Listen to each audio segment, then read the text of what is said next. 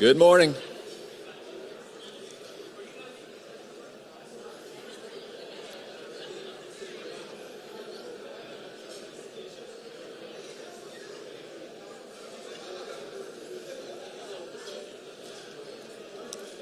You know, it's been so long since we've been able to see each other face to face that it may take a while for us to stop visiting. If you wouldn't mind taking your seats, we'll get started.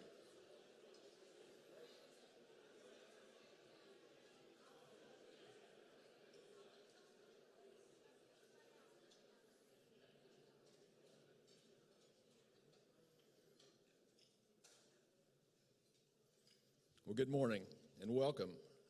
I'm Larry Jackson, Chairman of the Roanoke Regional Chamber Board of Directors this year, and it's my pleasure to welcome you to this year's State of the City address. Today's program is important in supporting the Chamber's mission to improve the community and the economy by maximizing the business climate of the current generation for future generations. We are proud of the collaborative relationship between the business community and local government as we enter a whole new post-COVID world, we hope.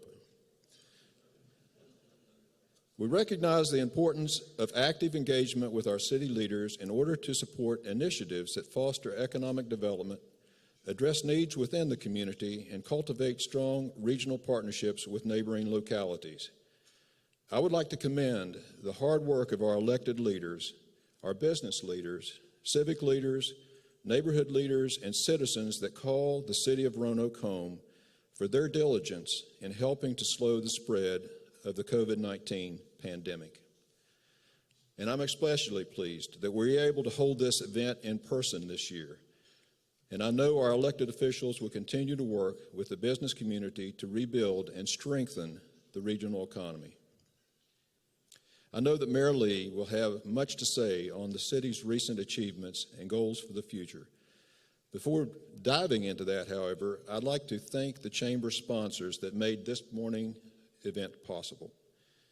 First, our annual Public Policy Program of Work sponsor, Mountain Valley Pipeline, our presenting sponsor, Appalachian Power, and a thank you to all of our gold sponsors that you've seen up on the screen this morning. Mayor Lee will formally recognize Roanoke City Council later in the program, yet on behalf of the Chamber, I would like to thank the members of the City Council and for their service to our city and to Virginia's entire Blue Ridge region. I would also like to thank the region's local, state, and federal elected officials who have joined us today for this presentation. As I introduce these, would you please hold your applause to the end? First, Christine Broughton is here representing Congressman Ben Cline. Virginia Senator John Edwards is here. Virginia Delegate Sam Rasool. Roanoke City Treasurer Evelyn Powers. Salem City Council Member Bill Jones. Town of Vinton Mayor Brad Gross. Buttock County Supervisor Billy Martin Sr. Roanoke County Supervisor Martha Hooker. And we'd also like to recognize the top appointed officials here, Roanoke City Manager Bob Cowell and Town of Vinton Manager Pete Peters. Would you please join me in giving them a round of applause?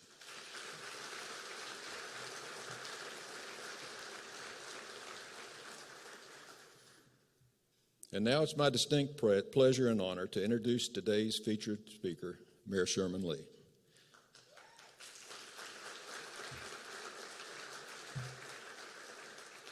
Yeah, I know, we all love him. Mayor Lee began his tenure with Roanoke City Council in 2004 and was elected mayor in 2016. He has used his platform to serve as an advocate for domestic violence victims and create opportunities for our youth. In his professional career, Mayor Lee spent 36 years with the Virginia Department of Corrections, assisting people with criminal convictions as they re-entered the community upon release from incarceration. In his retirement, he remains active in this field, serving as a member of the Virginia Parole Board.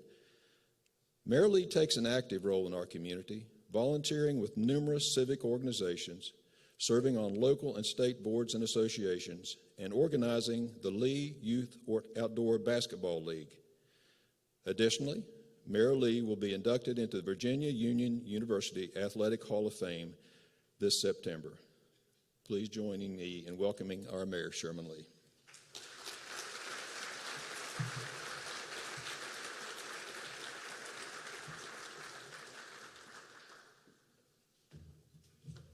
Thank you so much. Good morning, everybody. Hey, you must have eaten a lot. Let me try that again. Good morning, everybody. It's good to be with you today, and it's a privilege for me to welcome all of you to the 2021 State of the City's Address. Without even having to say that this year has been an unprecedented year of challenges. And I want to take this opportunity to recognize my colleagues on City Council for their continued dedication and efforts to engage our community. And I want to recognize them. I think it's important. I want to do that because they are a real committed group of people that loves this city. And so I want to first recognize the Vice Mayor, Tush White Board.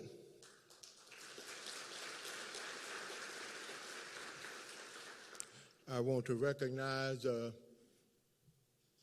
Councilmember Joe Cobbs.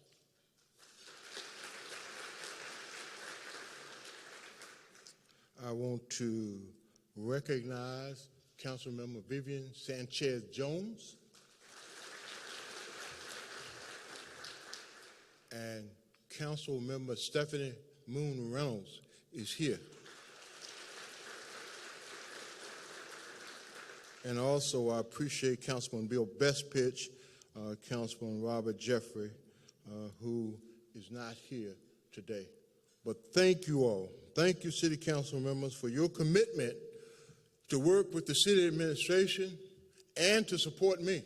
Thank you so much for that as we navigated and this city with the many obstacles that we had to face resulting from the COVID-19 pandemic.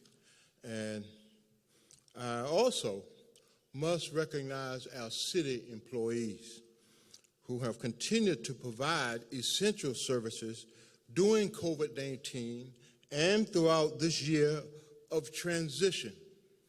As COVID-19 restrictions were lifted, never before has it become more evident how essential the services the city provides are. And much of what we provide is so important. So we didn't shut our doors. We, as other businesses and organizations did, we worked around that. So at this time, I want to ask if you are a city employee in any capacity, please stand.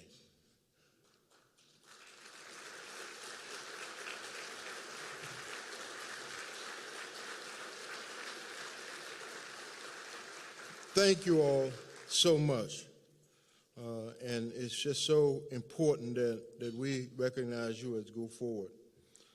As we've learned all too well, this past year, essential services go beyond public safety to include education,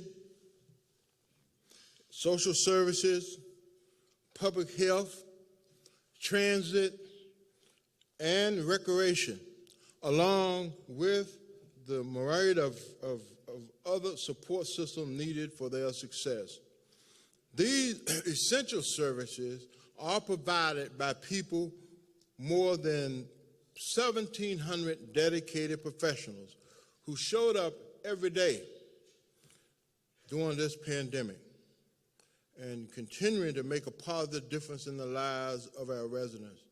And I want to take this opportunity again to thank you for their outstanding dedication and service to our city. And I want to thank our community partners. There's so many of you out here, and as I look across the audience here, that you've made a difference.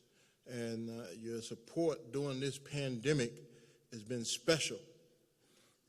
We've worked with the private sector and with nonprofits like TAP,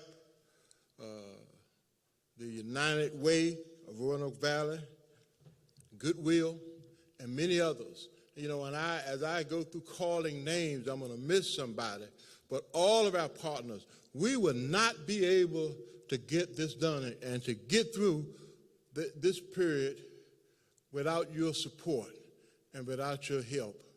And I'm hoping and praying that we don't go through this again.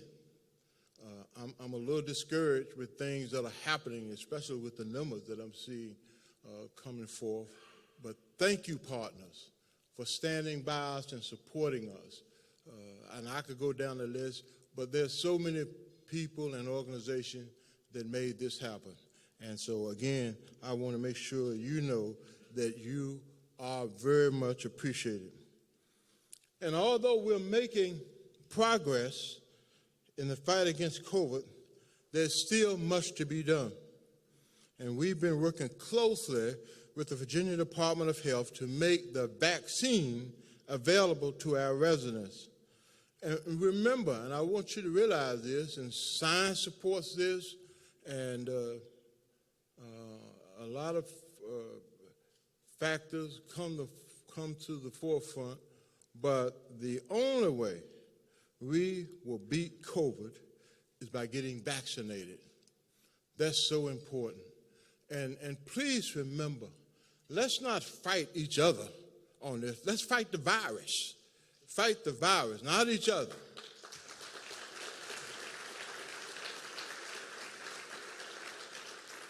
So as mayor, and you've seen some of my comments in the news, as mayor, I want to take this opportunity to encourage everyone who has not been vaccinated to get that COVID-19 vaccine. I mean, I'm seeing, and you see that in the news, you're seeing people interviewed from their hospital beds. And I saw a report last night, a gentleman that was interviewed last week from his hospital bed, and today he's dead. And they're saying, please, please, get that vaccine.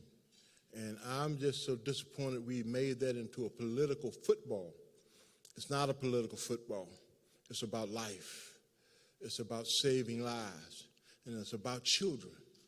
And so I encourage you from your positions, the private sector, businesses, encourage your people to get that vaccine. It's so important. All right.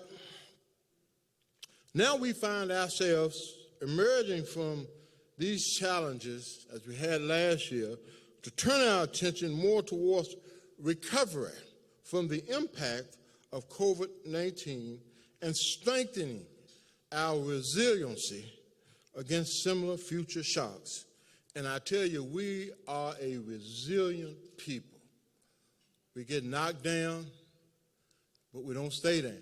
We get back up. And that's so important. And we recognized on council early on that the first step we need to do is to prioritize what we work on. That starts, of course, with council's priority, established in the strategic plan and includes priorities found in other adopted policy documents, such as the comprehensive plan, the city plan 2040. Priorities are guided by robust community engagement and data, highlighting areas of greatest need and where our actions may be most effective. This leads us to actions that prioritize certain services and approaches to for the delivery of services. The fruits of our labor include the formation of the Equity and Empowerment Advisory Board, led by our Vice Mayor, Trish Whiteboard, and Councilman Bill Bestpitch. And they're doing some tremendous things, and I'm proud of the work they're doing. And as many of you know, again, we renamed the Lee Plaza the Henrietta Lacks Plaza, along with the Freedom Plaza. So, and those are the things that we want to make sure as we go forward, every decision we make in our decision-making process, we want to look at equity and empowerment, whether it's transportation, whether it's education, whatever we do. We want to make sure Roanoke is a city that considers equity in all that we do, and I thank them for their commitment.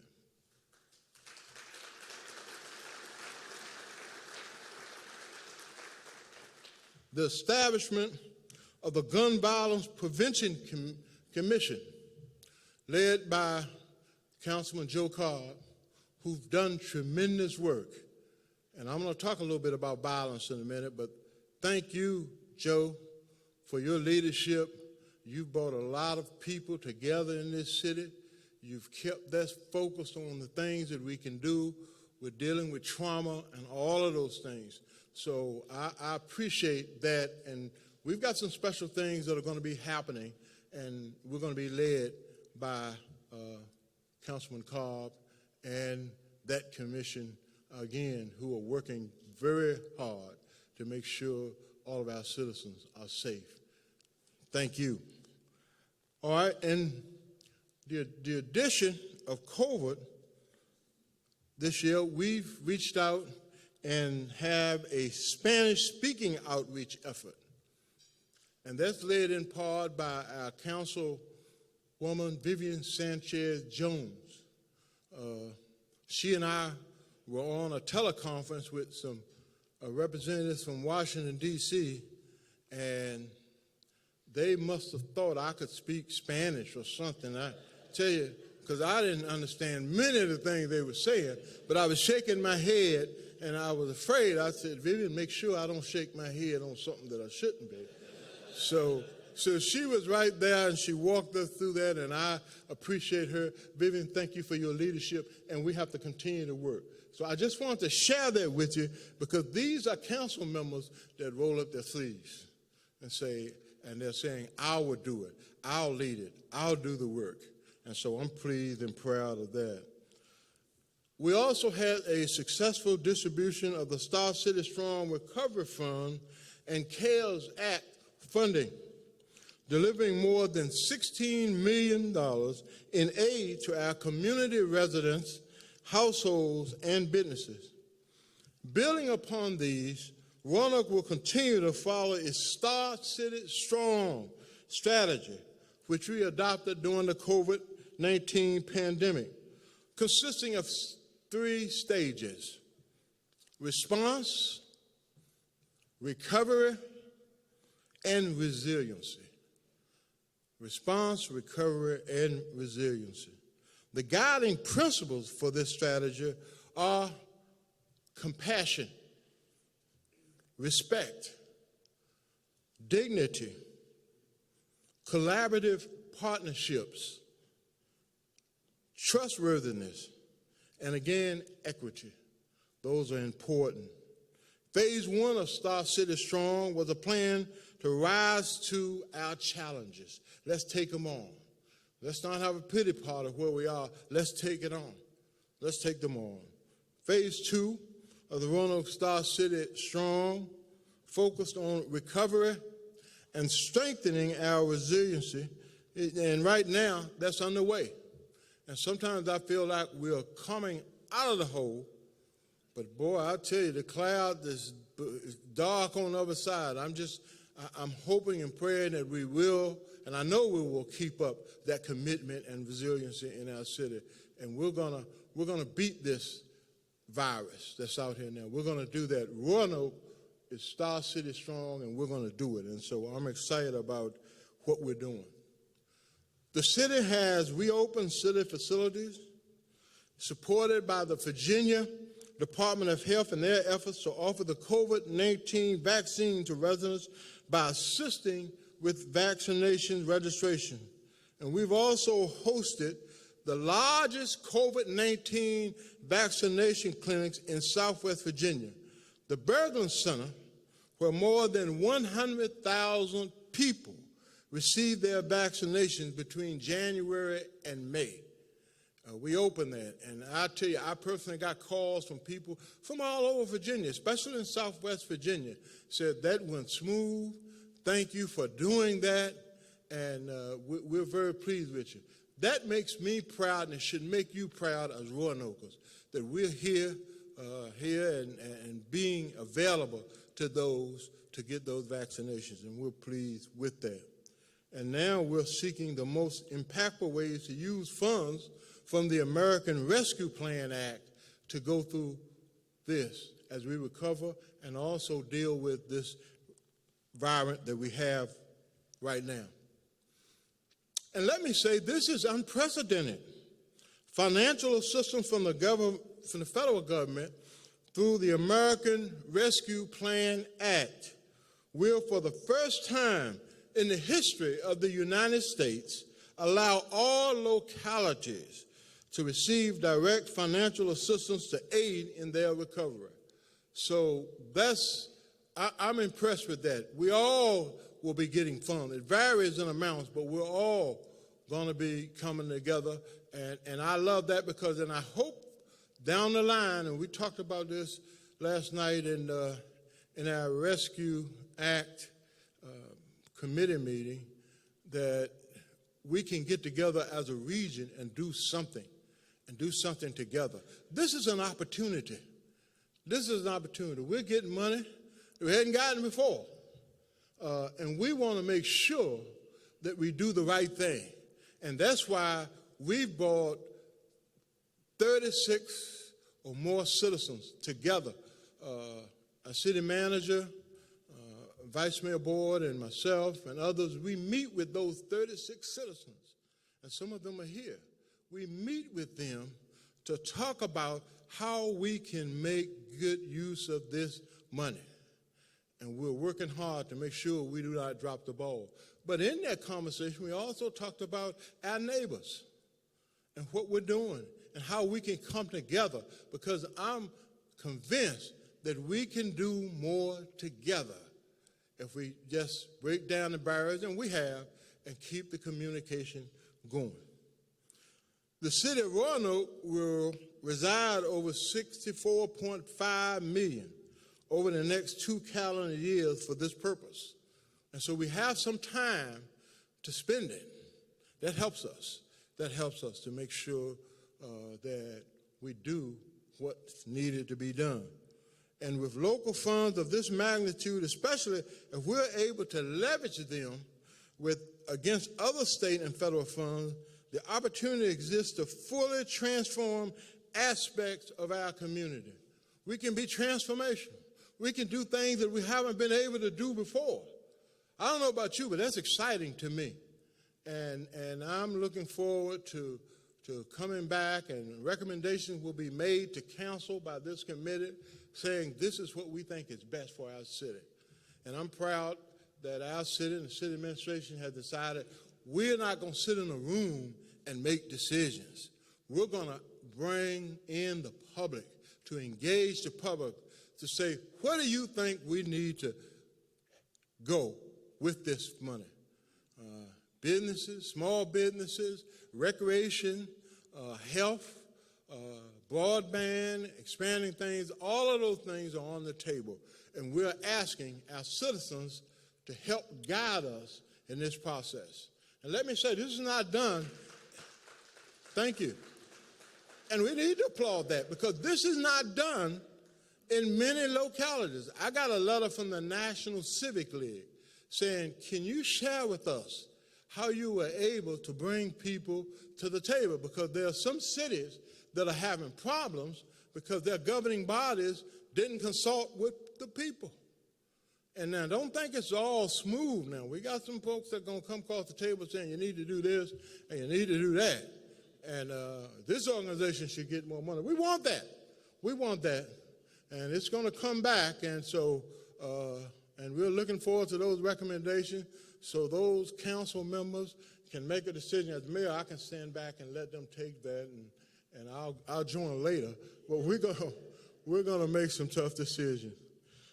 Since the fiscal year 2022, our budget is balanced and not dependent on the use of these funds. That can be very good for us and predominantly dedicated to transformational initiatives. to transform things, transformational. We had a lot of discussion on that word. Look it up, what transformational means. We're going to do that, and we look forward to doing that.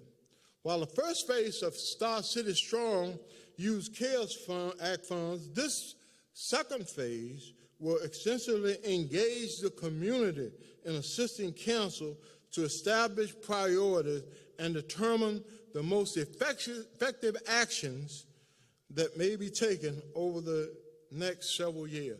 We're engaging you, the community, business people, hospitality industry, other lay citizens. Hey, we want to engage you to tell us and guide us as we go through this. So our bold plans unfold and the intended outcomes are achieved as we think this is going to happen. It's my hope that this time next year, I will be sharing the success of our recovery and that we will be well on our way to building an even more resilient Star City. In addition to these exciting developments, I am proud to say Roanoke's local government has remained Star City strong in its accomplishments of fiscal year 2020 and 2021. The work of our employees during this time has been nothing short of amazing, ensuring essential services continue without interruption. And that's saying something. When we were shutting down and running on half staff, and we got it done. We continue to do that. Now, as you know, Roanoke's vision focuses on 7 areas of strategic importance: education, community safety, human services, infrastructure, good government, livability, and the economy. And I just want to share some of the accomplishments from these areas with you today. In fiscal year 21, our emphasis on education was strengthened in several ways. First, just a year ago, we were welcoming Violetta White to the Star City as our new superintendent of Roanoke City Public Schools. Is Violetta here? I want her to stand. I want you all to see her.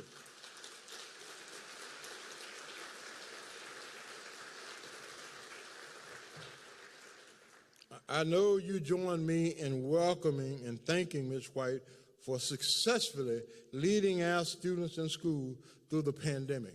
When she came, the pandemic, well, I won't say it that way because it'll make you think she brought the pandemic here. But the pandemic met her at the door when she got here, and she had to make some tough decisions while keeping the safety of our students and staff as a top priority.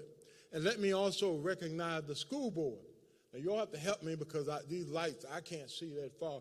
But school board members, Roanoke City School Board, who has to make some very, very tough decisions. Thank you for what you've done. And I want you to stand up just to be recognized. School board members, if any of you are here.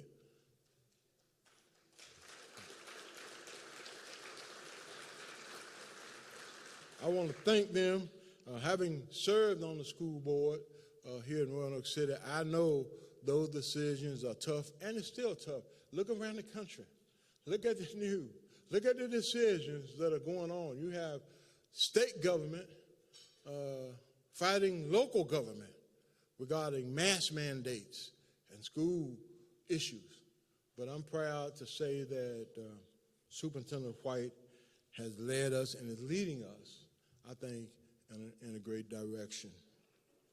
We know it wasn't easy, and our teachers and school staff, they really are true heroes. They really are. And most of y'all know or may not know, but my daughter and her husband are educators.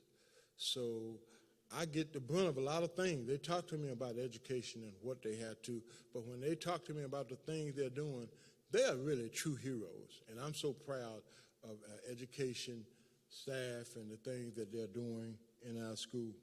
And they made sure that our students' needs were met, so they are ready to learn.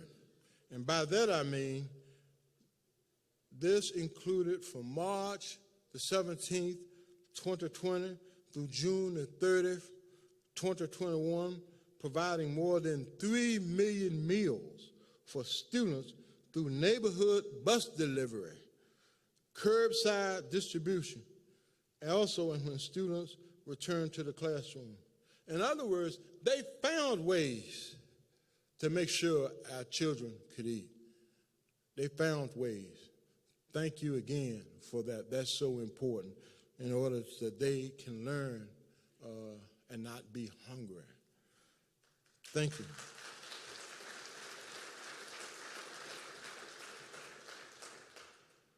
And the pandemic didn't keep our students and our schools from shining.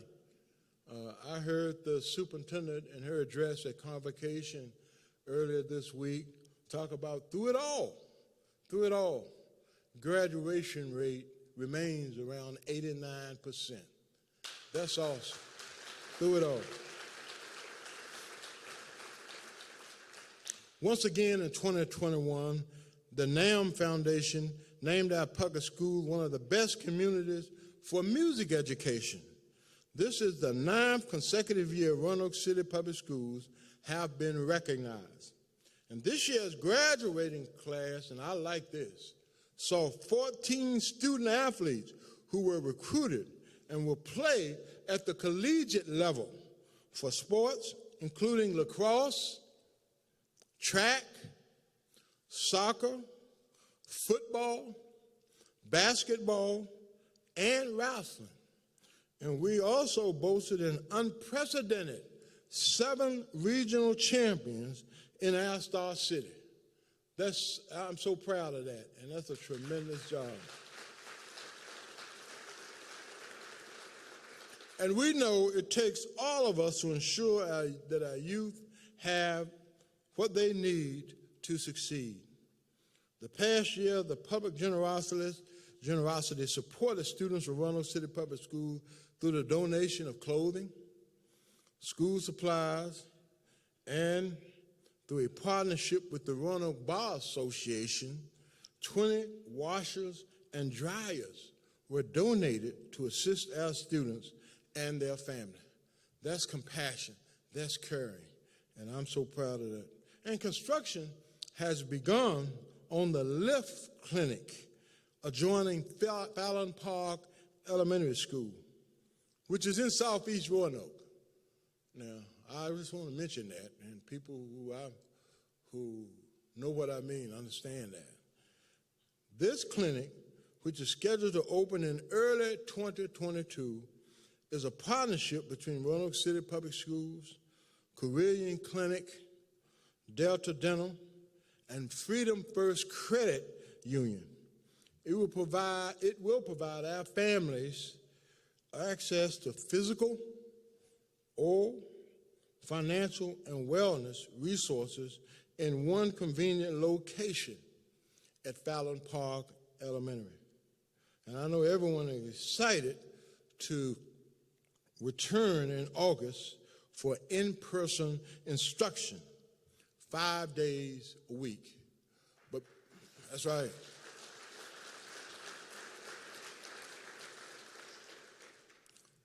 But everybody wants to do that right, do it the right way. That's so important.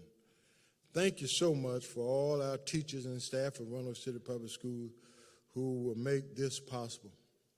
And I've just been so impressed with our superintendent when her vision reaches far beyond next year. We're excited for the establishment of the Roanoke Technical Education Center at Ruffner, the school right near William Fleming High School, which was approved by City Council earlier this year. And our city will benefit from the expanded career and technical education programs and the homegrown professionals who will receive their training while in school and will graduate.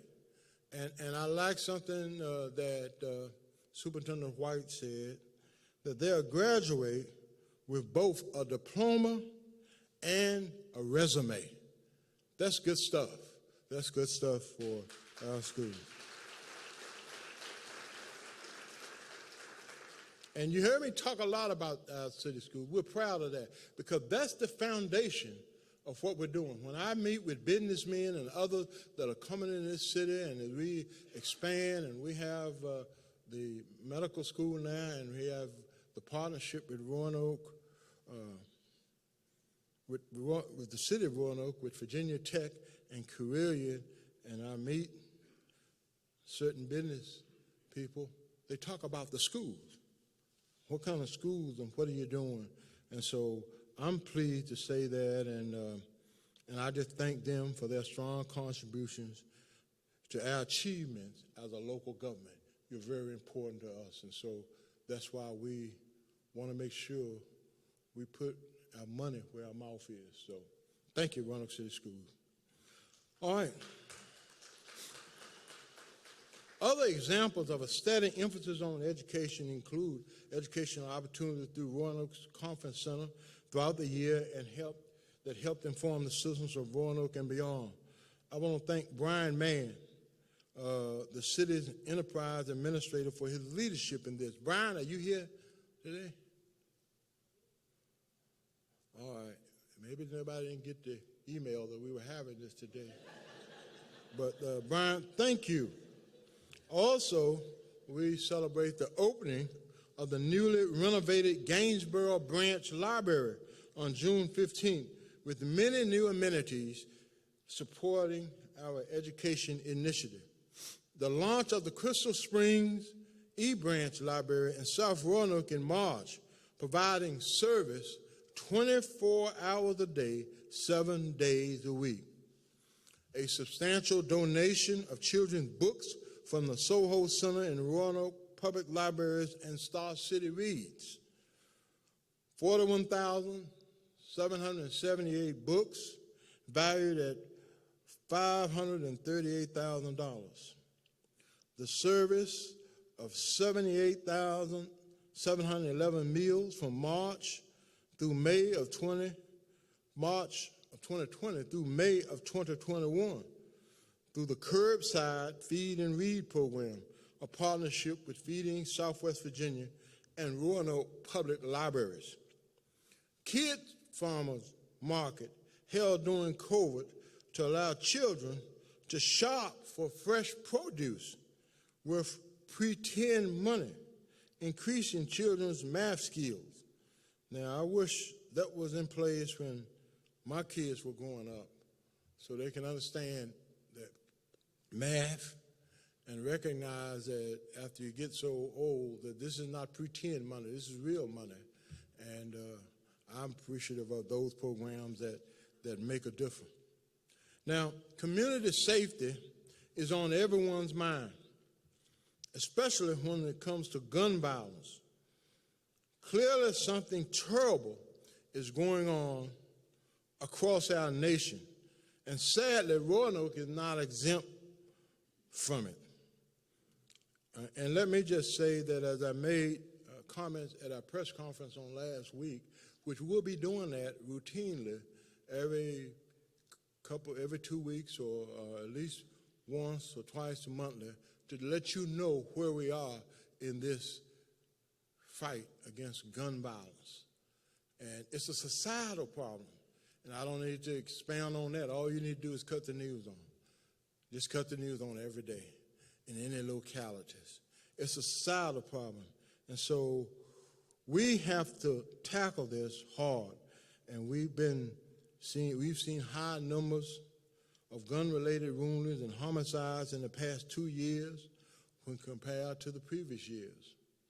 We have a program that's coming up where people can bring guns to a certain location and they'll get food cards, grocery cards.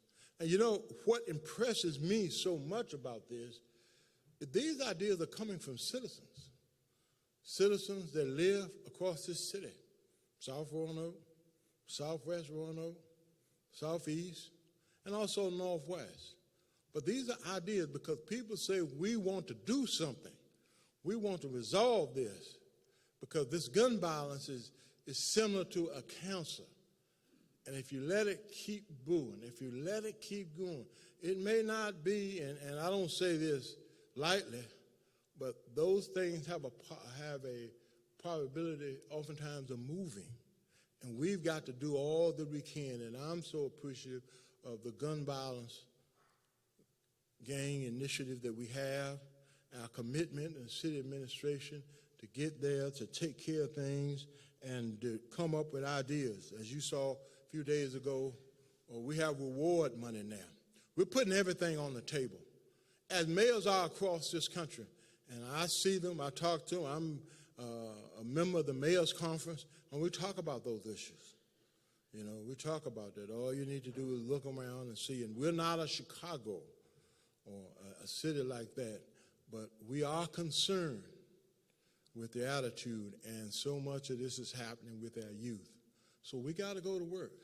So we're not only dealing with the pandemic on one end or the Delta variant, but we also are dealing with gun violence.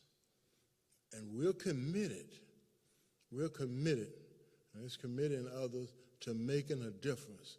We've got people standing up. I see Brenda Hale, a president of our local branch, NAACP, and the work that she's doing and being president. Brenda, thank you for all that you do in our community. Let's give her a hand.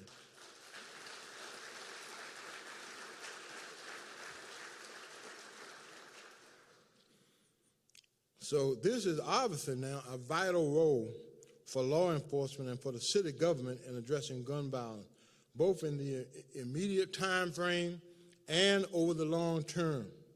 Leading the city's response is our police chief, Sam Roman. And I want to recognize that Chief Roman's here. Chief is not here. We got to get these emails out earlier to make sure people here, but we want to recognize Chief Roman has realigned his officers to place a greater emphasis on addressing gun violence, especially perpetrated by gang activities and known offenders. And that's so important. And this has included the formation of a gang unit, increased use of intelligence, data gathering, and renewed partnerships with various state and federal law enforcement agencies. These efforts enable the police to focus on locations experiencing the highest incident of gun violence and on those most likely to be perpetrators or victims of gun violence. And so, as again, we have people that are victims and they won't talk. As a matter of fact, a few days ago, we had a gentleman that was shot, was the victim, and he decided he got more aggressive with the police that was trying to help him out. So these are some things that we confront. You may not know a lot about them, but those are things that we're confronting. So we're going to do what we can. We're going to be offering rewards to help people, to give us information that will lead to the arrest, the apprehension, the arrest, and the conviction of these perpetrators. We're going to get the bad guys. We're going to get the bad guys, and we're not going to let that kind of activity go on in our city. And it's going to take some hard work. It's going to take some committed people, and we have them. And so, again, I'm proud of what we're doing, and we're going to continue to work because they're not going to have a place here that you can just do things and think you're going to get away with it. And so, and I'm proud of the work, and we'll be working with our law enforcement, our Commonwealth attorneys, our federal attorneys, our state police, all of those things that happen. And so,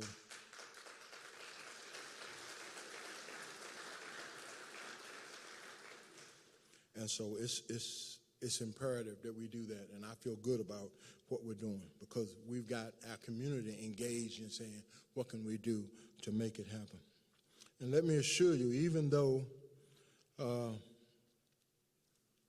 we have a shortage in police, police are saying, we're having police who are leaving jobs. and let's be candid, being a police officer is not a very popular job these days. And so people are saying they're looking for other careers. And we all are affected by that, not only us, but other cities. So we've got to find ways to recruit and retain police officers. But we're not going to allow our streets and communities to go uncovered. These efforts enable the police to focus on, and with that realignment, we're going to have the people in place where they need to be. And so I think that's going to help us. And let me assure you that though the numbers of officers in our police force, which remains the largest in west of Richmond, we have the largest police force west of Richmond, has lowered due to resignations and low recruit numbers. Let me assure you the number of officers on the streets each shift has not diminished. We have the people in the right place. And by realigning our officers, in many instances, the numbers have actually increased for targeted patrols and special units. Still, we must hire more officers to restore our police department to its full complement so it can function to the highest capacity. To this end, City Council approved with this year's budget over $1.5 million in salary increases for police officers, with further increases over the next 2 years, resulting in pay increases over a 3-year period of as much as 26%. And it is our hope that these efforts will aid retention and recruitment of officers. That's important.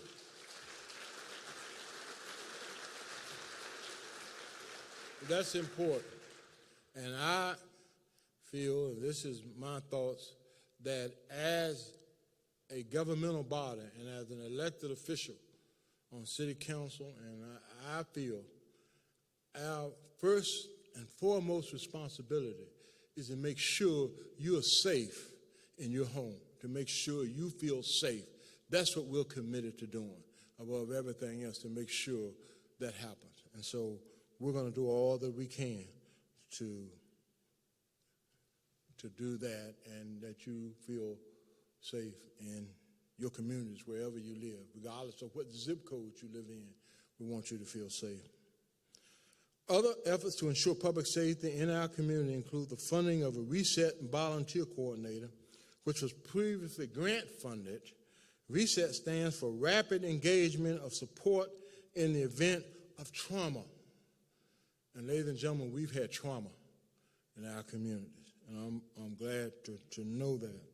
And citizens are also safer due to success stories, like the opening of our new fire EMS station, number 7, after 6 years of planning and more than a year of construction.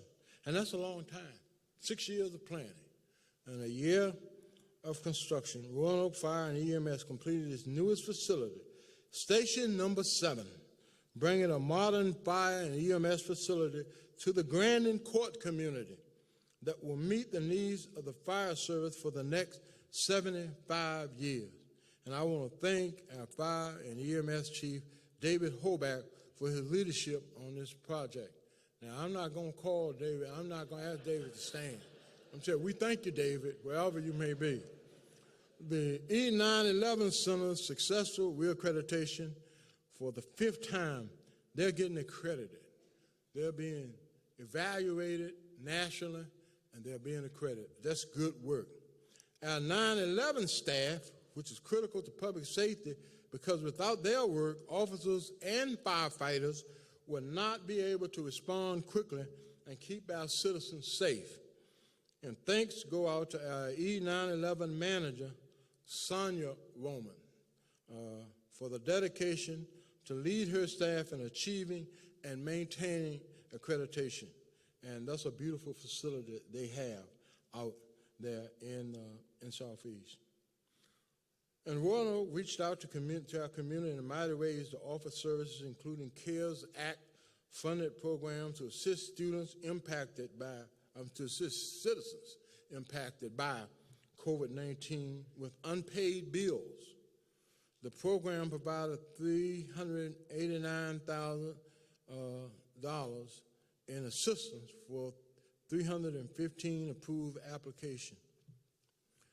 Benefit program staff dispersed over $285,000 in temporary assistance to needy families, which included emergency assistance for rent, utility, transportation costs, and child care costs. The homeless assistance team served 269 unsheltered individuals who were at high risk for COVID-19 by providing non-congregate shelter services during the pandemic. And see, some things you might know, there are a lot of homeless that don't want to go into a home, don't want to be in a shelter. It's just not, hey, we got a place, come on in. We're looking and working with those people who want to do and better themselves. But there's not, which baffles me to a degree, but I'm understanding it now. There are a number of people who just, they prefer to be where they are. Well, we're going to take care of those that want to do better, and I'm pleased with that.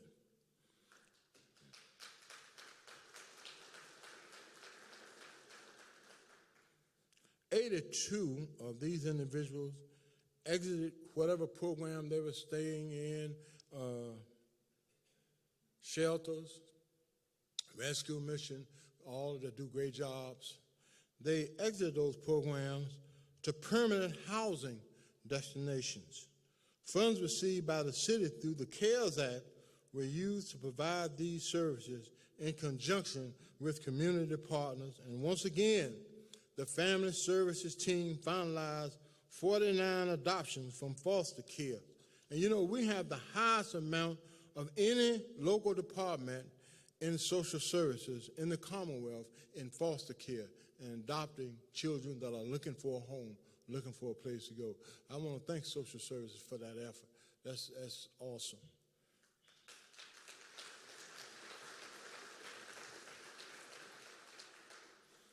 Roanoke capital improvement projects are in good shape with the completion of Fire Station number 7, the Barnhard Creek Bridge installed on the Roanoke River Greenway, connecting the city of Roanoke and the city of Salem. Let me just comment on that. That's regionalism. We're working together.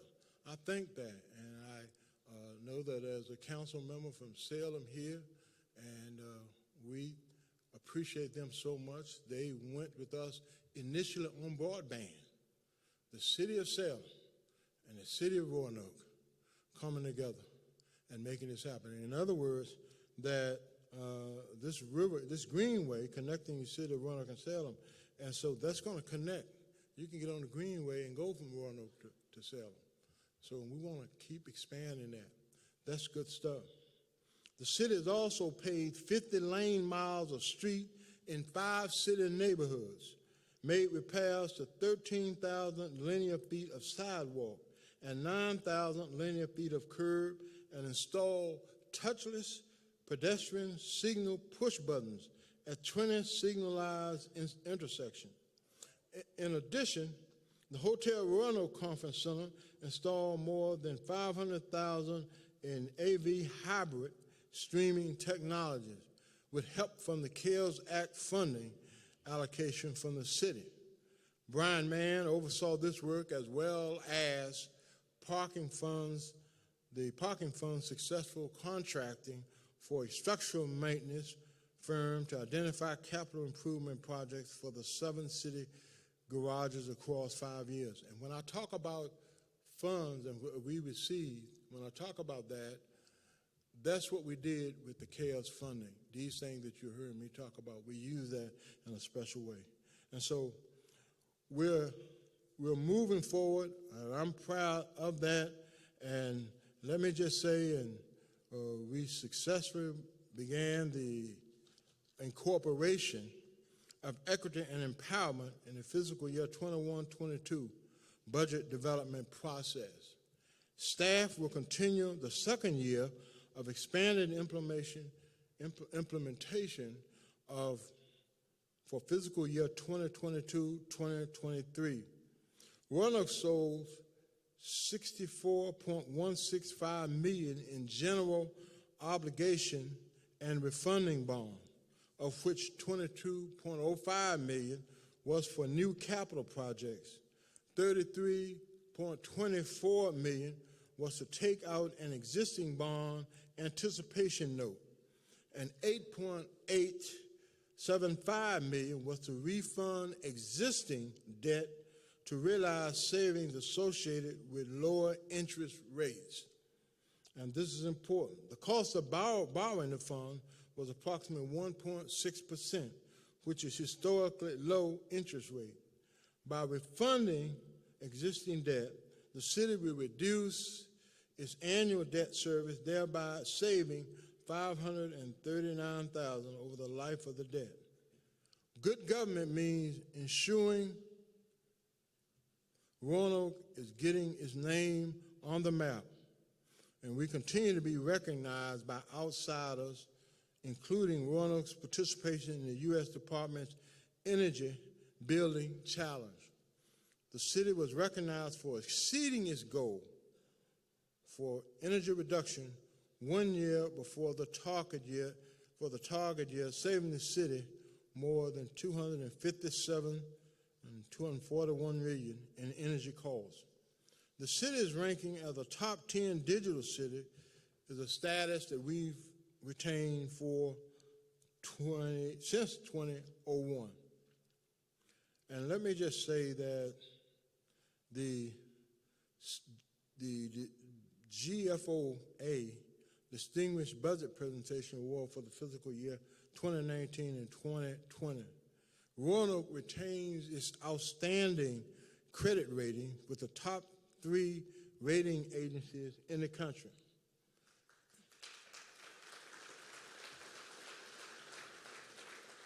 That's so important for us as a city. And the 2021 Bright Spot Community Award was received for Roanoke's Public Library's response for the COVID crisis.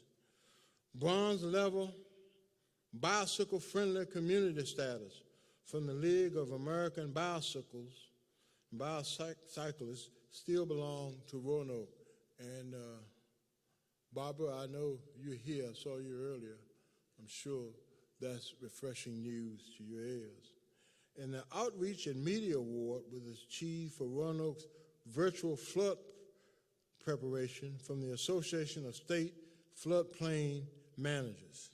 So when it comes to livability, Roanoke is definitely coming on strong.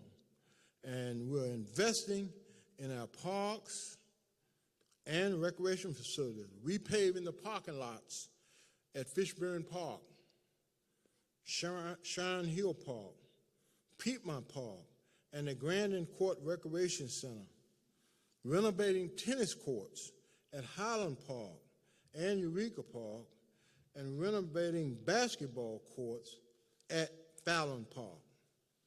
A great boost to our livability this year was the inaugural Caribbean Clinic Ironman 70.3 Virginia's Blue Ridge Triathlon, which took place on June 6th. Roanoke hosted athletes from all over the country participating in this event. They also marked the first time for Carvin's Cove to allow swimming, enabling the competition of a 1.2-mile swim. And the Roanoke River Greenway was ideal for the 13.1-mile run as the final leg of the race. Many thanks to the work of our partners, including Visit Virginia's Blue Ridge. And I want to ask, and I'll do this for the final time, Landon Howard and his staff, are they here?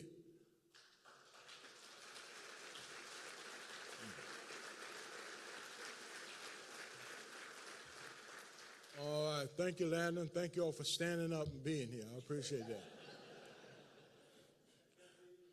that.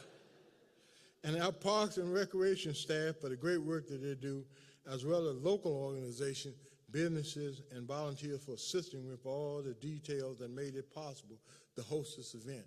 A lot of people came together regionally, and that's why I'm always appreciative of what we can do together. We can make it happen. We can make it happen. And good news, Iron Man 70.3 is scheduled to return in 2022 and 2023. And for events like this one and more, people are coming to Roanoke. And I'm so proud to be the mayor of a city that boasts over 100,000 residents.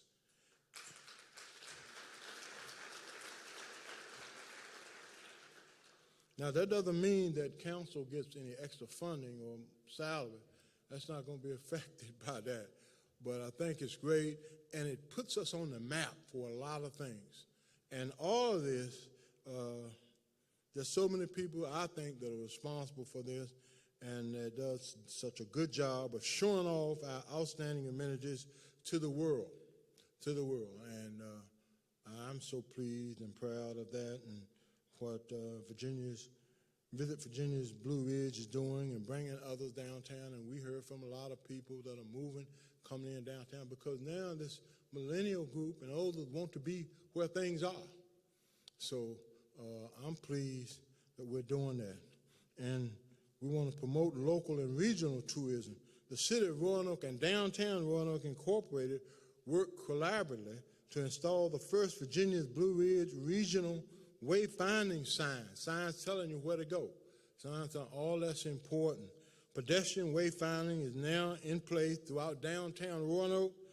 The next steps include kiosks, gateway signs, and vehicle signage in key locations. Roanoke's livability was recognized in tourism-related articles in various publications around the country, including the Washington Post, the AA World, and Southern Living. And Roanoke has received accolades from U.S. Today, 10 Best Reader's Choice Awards for Best Urban Kayaking, and was voted top adventure town by the readers of Blue Ridge Outdoor Magazine. Another thing that makes Roanoke livable is the availability of suitable housing. This year, in our target communities, 42 homes were constructed and rehabilitated. And that's good news for our citizens, that we've had these homes constructed, and affordable housing is imperative. Shining attention on our sustainability efforts, Roanoke participated in the urban heat island mapping last year. Local scientists and citizens collected specific weather information for the National Oceanic and Atmosphere Administration. This data, an indicator of increased risk for heat factors that affect residents, will be used to inform decision-making on an urban scale and manage extreme heat that impacts those who live in our city. And our economy has not faced the likes of COVID-19 impacts since at least the Great Depression. Layoffs and furloughs were measured in the thousands. Significant revenue losses occurred, and supply chains were greatly disrupted. But with the help of significant federal and state aid, Roanoke sustained its economy in a powerful way. The provision of CARES Act funding was critical to sustaining local government and business activities, as well as ensuring support for area youth, individuals, and households as they struggle with the impacts of COVID. The input from our community through surveys, focus groups, meetings, stakeholders, interviews, public meetings, and the formation of a citizen-based advisory group yield a set of recommendations for financial support. Those resulted in the form of loans and grants to area small businesses, financial assistance to individuals, and household support of virtual learning academies, assistance to areas, nonprofits, and arts and culture groups, enhancement of neighborhood recreation facilities, and more. I'm proud to say that the city successfully expended all CARES Act funding and streamlined distribution of CARES Act funding to our local small businesses. Staff worked with local businesses to secure 252 grants in the system. Finally, in the middle of a pandemic, the city launched its Financial Empowerment Center in July of 2020. Now, what this center does is offers professional one-on-one financial counseling at no cost to Roanoke area residents. Since that time, more than 900 financial counseling sessions have been held, resulting in $278,712 total debt reduction and $39,000 total savings increase for the center's 459 clients. Even though we are just now beginning to emerge from the grip of COVID-19, the city of Roanoke remains Star City strong. Thankfully, we are recovering in a relatively strong economy and economic position with the state and federal government as committed partners. And again, I say how much I appreciate our private sector and nonprofit community partners for playing their part. They have been and will continue to be crucial in our recovery. However, challenges remain, and center is continued support of the community. And it's important that we look both front and center that our community we continue to support our community to keep this recovery will be successful, and to make sure that's successful in the implementation of the $64.5 million the city received from the federal government through American Rescue Plan Act. So we're pleased with what we're doing. I'm confident as a community we can face whatever may come our way. We have just proven that. And I know the organization can face whatever may come in this city, and we've just proven that. So as we support the community's recovery and strengthen our resiliency, it remains critical that we maintain a focus on the vision for the desired future of our community, the strategies that represent the best path forward, and the actions that it will take to get us there. Done well, we can continue to make the city government, the community, local businesses and area families and residents stronger and more resilient. And there is much more to come as we begin fiscal year 2020. We'll be looking for ways to further our success and address ongoing challenges. And we invite you to work with Roanoke City Council and city leaders to build on the work that has been done and create a strong future for this city and our youth. And so our partnership is the key to sustaining momentum as a progressive, successful community, one in which everyone plays a role in making our potential a reality. Things are going to happen. The news is not good. You see that every day. I don't have to tell you about that. And we look at what's going on in the foreign countries, and the news seems to be getting worse in certain respects. But let me assure you this, that Roanoke is a resilient city, and we're going to make sure as a council, our city administration, that we work hard to make sure that we stay strong, Roanoke strong. All right, God bless you. Thank you, and have a great day.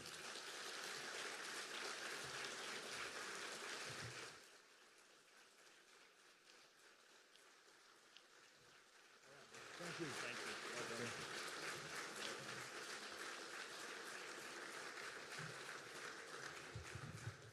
Thank you, Mayor Lee. We appreciate your remarks today, and we look forward toward continued economic growth in the city of Roanoke. One more round of applause. So many accomplishments over the last year. One additional item of note, today's State of the City address will be replayed on RVTV 3 this upcoming Monday, August 23rd at 4 and 7 p.m. and then again on Wednesday the 25th at 12 and 8 p.m. Let me once again thank our partners and our sponsors of today's event, our presenting sponsor, Appalachian Power, and a big thank you to all of our gold sponsors, First Citizens Bank, Gentry Lock, Marsh & McLennan Agency, Poe & Cronk Real Estate Group, RGC Resources, Roanoke Gas, and the City of Roanoke Redevelopment and Housing Authority. And stay tuned to everything coming up for the Chamber. We have a couple events opening up this afternoon, so stay tuned to your inbox and on our website, roanokechamber.org. We could not have put this together, could not have put this great event together without our friends and partners at the Hotel Roanoke and everyone. We really appreciate everybody's support. Stay safe, stay well, have a great Thursday, and enjoy the rest of your week.